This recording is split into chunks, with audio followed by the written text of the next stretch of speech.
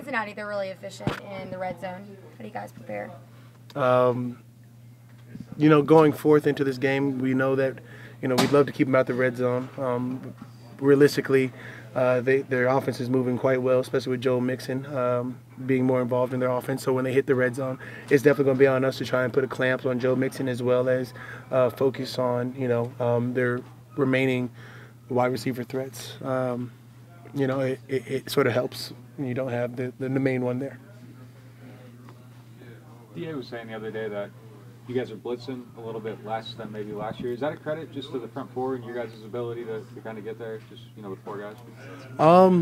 Yeah, I mean, every week you go into it, you want to put it on your D-line to create pressure. You want to put it on the front four, the front seven, or the front three, depending on the situation.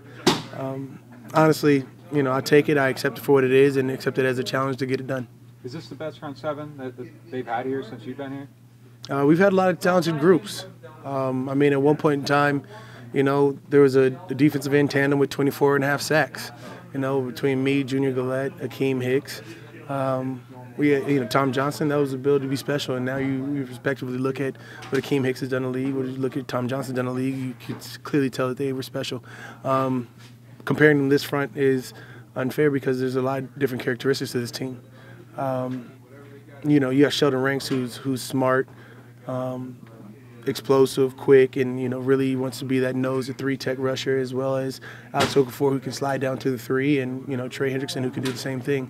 And that's without Marcus being fully healthy when he gets back. Again, we can get him out in different ways, so I wouldn't compare them, but I like where our talent level is at currently. Cam, do you almost feel like your defensive numbers are skewed from the standpoint of you guys stop teams from running, so they have to pass pretty much, and the passing numbers are a little bit elevated because they're throwing so much? Continue. So do you feel like the rankings might be a little bit skewed that way? When one door is shut, they're always looking for another door to be open. But it's on us to emphasize, to eliminate the big explosive plays. It's on us to do what we can to control the situation.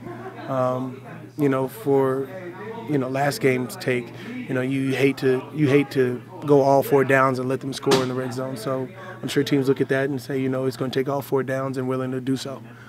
This is something that we have to be aware of and shut them down completely.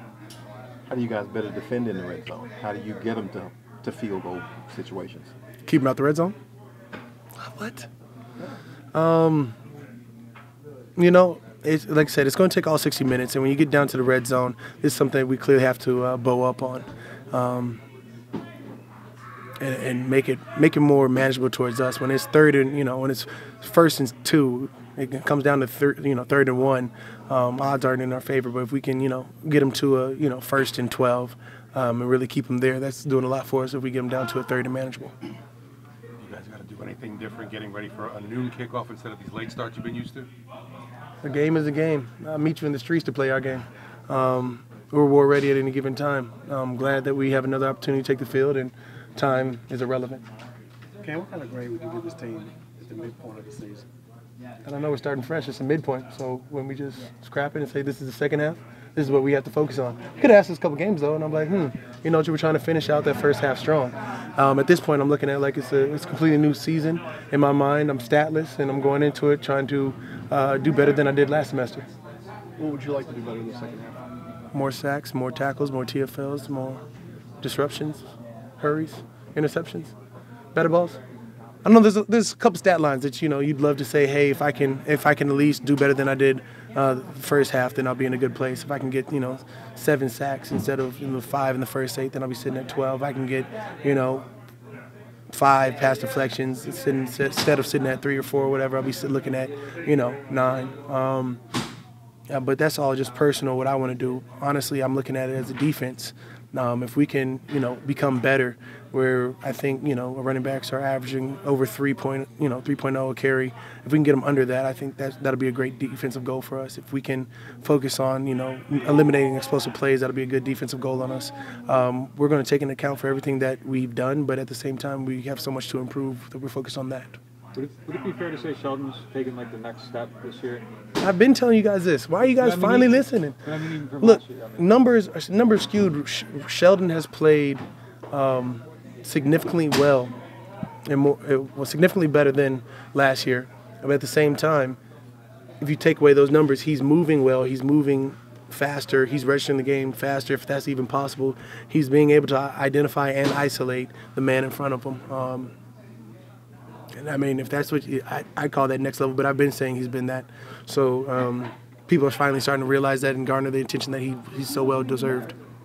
When he's going the way he's going and he has that bull rush, does that help anything for you? Does that open things up for you at all? For sure. I mean, it doesn't allow quarterbacks to step up as much.